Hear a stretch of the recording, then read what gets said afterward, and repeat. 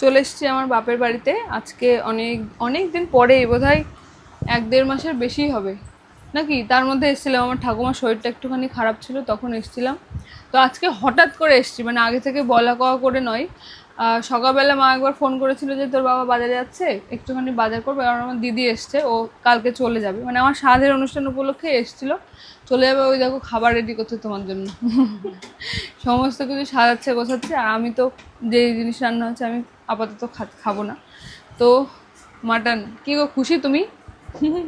আমার বরের একটু আমার মাটনটা পছন্দ, মানে ওর জন্য রান্না করলেই মা আগে ওকে ফোন করে, ডাকবে যে ওর শরীর ভালো থাকলে চলে আসে।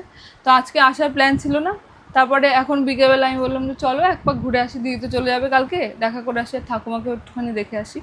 তো এই হচ্ছে আমার বাপের বাড়ি। একটুখানি এখন অতটাও গোছানোর জন্য নেই, আর এদিকে সমস্ত মালপত্র রয়েছে, যেগুলো হচ্ছে মিমি মালপত্র রয়েছে, ওইদিকে মিমি রয়েছে।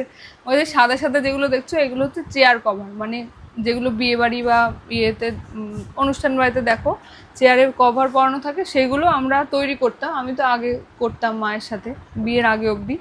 বিয়ের পরেও টুকটাক এসে মায়ের সাথে সাথে করেছি, কিন্তু এখন মা একাই করে।